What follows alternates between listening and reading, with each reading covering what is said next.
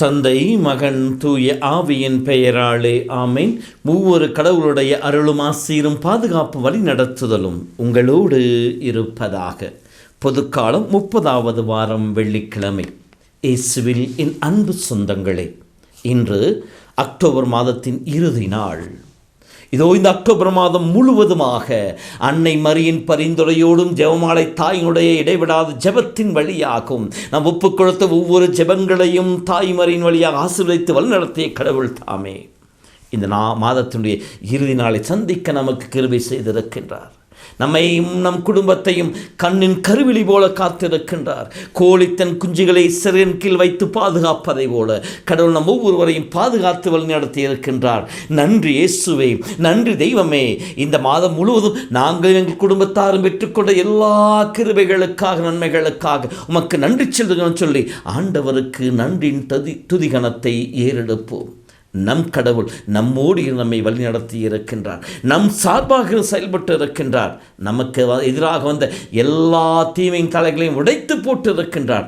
தன் இரத்த வளையத்துக்குள் நம்மை வைத்து பராமரித்து இருக்கின்றார். இயேசுவே, இதோ அனைத்து மக்களோடு இணைத்து உம்மை துதித்து போற்றுகின்றேன், உம்மை ஆராதிக்கின்றேன், உமக்கு நன்றி செலுத்துகின்றேன். நன்றி இயேசுவே. இது இந்த நாளிலும் கூட எங்களோடு இருந்து எங்களை வழிநடத்துவீராக. அன்பு சொந்தங்களே, தான் ஆடாவிட்டாலும் அன்பு சொந்தங்களே தான் ஆடாவிட்டாலும் தன் தசை ஆடும் என்று சொல்லுவார்கள். அப்படி என்றால் நம்முடைய உறவுகள், நம்முடைய சொந்தங்கள், உடன்பிறப்புகள் கஷ்டப்படுகின்ற பொழுது எவ்வளவுதான் கடின உள்ளம் கொண்டவராக இருந்தாலும் அவர்கள் படுகின்ற வேதனையை பார்க்கின்ற பொழுது நம்முடைய உள்ளம் கசிந்து போகும், நம்முடைய உள்ளம் இளகி போகும். அவர்களுக்கு ஏதாவது செய்ய வேண்டும் என்கின்ற ஒரு துடிப்பு நம்மிலே வரும். அதற்காக நாம் நம்மை இழக்கும் தயாராக இருப்போம். இன்னும் சிறப்பாக நாம் நேசிக்கின்ற மனிதர்கள் கஷ்டப்படுகின்ற பொழுது, நாம் அன்பு செய்கின்ற மனிதர்கள், நம் இதயத்திற்கு நெருக்கமான மனிதர்கள் வேதனைப்படுகின்ற பொழுது அதை பார்த்து நம்மால் சும்மா இருக்க முடியாது. அதே நிலையில்தான் இன்று பவுலடியாரும் வேதனையோடு தன் வார்த்தைகளை பகிர்ந்து கொள்வதாக இருக்கின்றது. இன்றைய முதல் வாசகத்தில் படையச் சொல்கின்ற பொழுது, உண்மையிலேயே நான் பெரும் துயரத்திற்கு இடைவிடாத துன்பத்திற்கும் உள்ளாகி இருக்கின்ற சொல்கின்றார். ஏன்? திருத்தூதர் பவுல் அழைக்கப்பட்டதற்காக, புறவினத்தாருக்கு நற்செய்தி அறிவிப்பதற்காக. திருத்தூதர் மணி 9ஆம் அதிகாரத்தை படிக்கிற பொழுது அனனியா பவுலுடைய மனமாற்ற நிகழ்வு சொல்லப்பட்டிருக்கும்.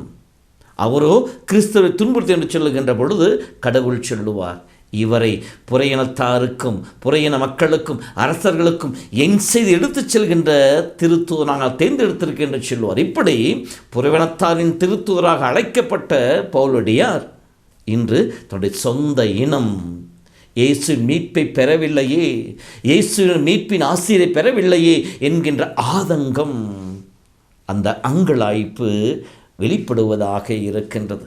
யார் யாரோ கடவுளுடைய மீட்பை வெற்றுக்கொண்டு இருக்கின்ற பொழுது, எங்கோ தொலைவிலே வாழ்ந்து கொண்டிருக்கின்ற மக்கள் இயேசு வழியாக இறைவனுடைய ஆசிரியரை பெற்றுக்கொண்டு இருக்கின்ற பொழுது, என்னுடைய சொந்த இனம் புறக்கணிக்கப்பட்டதாக இருக்கின்றதே, என்னுடைய சொந்த இனம் இயேசுவை அறியாமல் இருக்கிறது என்கின்ற அந்த உள்ளத்தின் பெருமூச்சை இங்கே பவுலடியார் வெளிப்படுத்துவதாக இருக்கின்றது.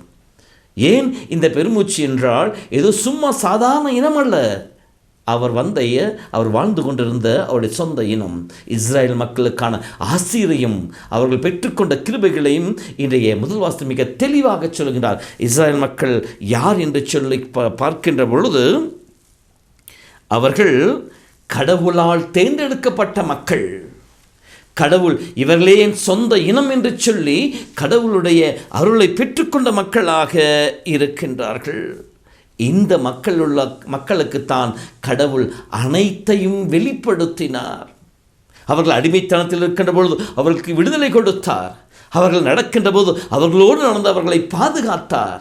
அவர்களுக்கு வந்த ஆபத்துக்கள் அனைத்திலும் அவர்களுக்காக போராடி விடுதலையை பெற்றுக் கொடுத்தார்.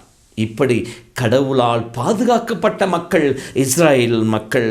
மேலும் கடவுள் அவர்கள் நடுவிலே இருந்து தன்னுடைய மாட்சிமை வெளிப்படுத்தினார் அற்புதங்கள் அதிசயங்கள் வழியாக. இப்படி கடவுளை மாட்சிமையை கண்டுகொண்ட மக்கள் இஸ்ராயேல் மக்கள். மேலும் அவர்களோடு உடன்படிக்கை செய்து கொண்டார்.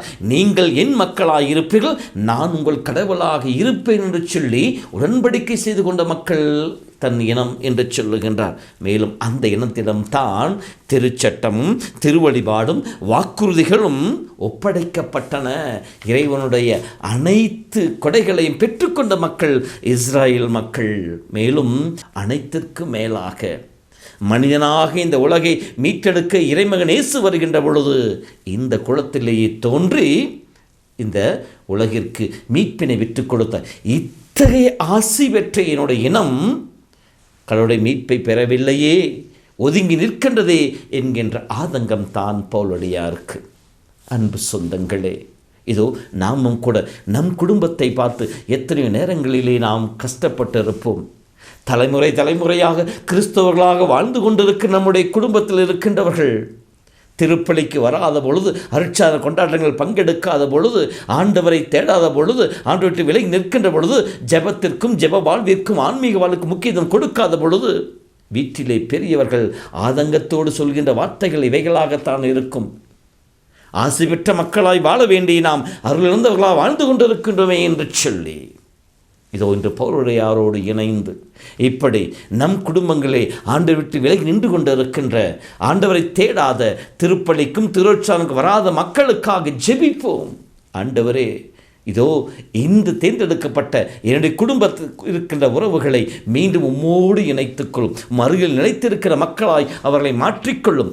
அவர்கள் வாழ்விலே மீண்டும் உம்முடைய ஒளி ஏற்றி வைத்திடும் என்று சொல்லி ஜெபிப்போம்.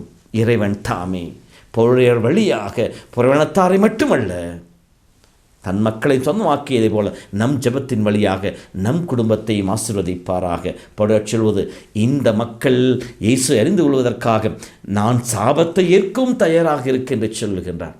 ஒருத்தல் வழியாக, சிறு சிறு ஒருத்தல் வழியாக இயேசு விட்டு பிரிந்திருக்கின்ற நம் குடும்ப உறவுகளுக்காக ஜெபிப்போம். நம் குடும்பம் முழுவதுமாக இயேசு நிலைத்திருக்க இறையருள் வேண்டுவோம். கடவுள் நம்மை ஆசீர்வதிப்பாராக. ஆண்டவர் உங்களோடு இருப்பாராக. எல்லாம் வல்ல இறைவன் தந்தை, மகன், தூய ஆவி உங்களையும் உங்கள் குடும்பத்தையும் தன் அற்புதமான கரங்களை தாங்கி வழி நடத்துவாராக. ஆமேன். நன்றி.